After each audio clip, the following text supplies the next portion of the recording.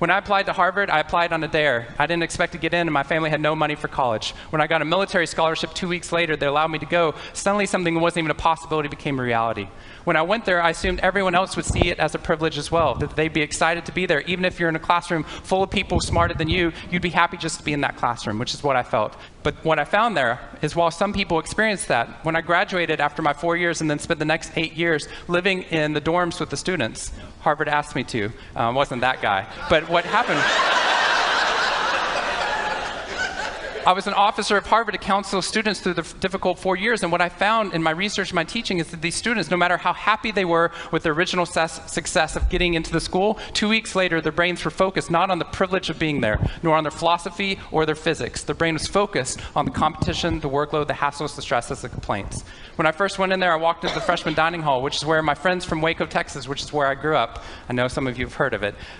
When they come to visit me, they look around, they say, this freshman dining hall looks like something out of Hogwarts from the movie Harry Potter, which it does. This is Hogwarts from the movie Harry Potter, and that's Harvard. And when they see this, they say, Sean, why do you waste your time studying happiness at Harvard? Seriously, what does a Harvard student possibly have to be unhappy about?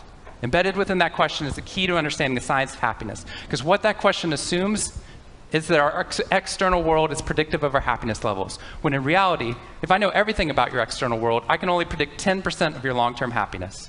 90% of your long-term happiness is predicted not by the external world, but by the way your brain processes the world. And if we change it, if we change our formula for happiness and success, what we can do is change the way that we can then affect reality. What we found is that only 25% of job successes are predicted by IQ. 75% of job successes are predicted by your optimism levels, your social support, and your ability to see stress as a challenge instead of as a threat. The absence of disease is not health. Here's how we get to health.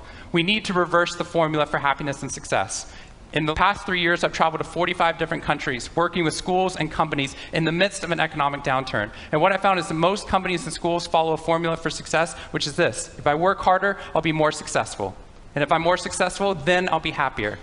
That undergirds most of our parenting styles, our managing styles, the way that we motivate our behavior. And the problem is, it's scientifically broken and backwards for 2 reasons. First, every time your brain has a success, you just change the goalpost of what success looked like.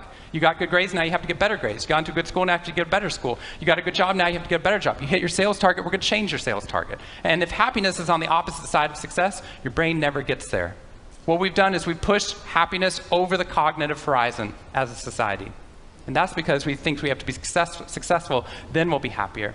But the real problem is our brains work in the opposite order. If you can raise somebody's level of positivity in the present, then their brain experiences what we now call a happiness advantage, which is your brain at positive performs significantly better than it does at negative, neutral, or stressed. Your intelligence rises, your creativity rises, your energy levels rise. In fact, what we found is that every single business outcome improves. Your brain at positive is 31% more productive than your brain at negative, neutral, or stressed.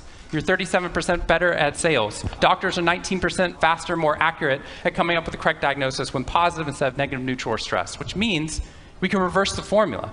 If we can find a way of becoming positive in the present, then our brains work even more successfully as we're able to work harder, faster, and more intelligently. What we need to be able to do is to reverse this formula so we can start to see what our brains are actually capable of. Because dopamine, which floods into your system when you're positive, has two functions. Not only does it make you happier, it turns on all the learning centers in your brain, allowing you to adapt to the world in a different way. We found that there are ways that you can train your brain to be able to become more positive. In just a 2-minute span of time, done for 21 days in a row, we can actually rewire your brain, allowing your brain to actually work more optimistically and more successfully. We've done these things in research now in every single company that I've worked with, getting them to write down 3 new things that they're grateful for 21 days in a row, 3 new things each day. And at the end of that, their brain starts to retain a pattern of scanning the world not for the negative, but for the positive first. Journaling about one positive experience you've had over the past 24 hours allows your brain to relive it. Exercise teaches your brain that your behavior matters. We find that meditation allows your brain to get over the cultural ADHD that we've been creating by trying to do multiple tasks at once, and allows our brains to focus on the task at hand. And finally, random acts of kindness or conscious acts of kindness. We get people, when they open up their inbox, to write one positive email praising or thanking somebody in their social support network. And by doing these activities and by training your brain, just like we train our bodies, what we found is we can reverse the formula for happiness and success, and in doing so, not only create ripples of positivity, but create a real revolution. Thank you very much.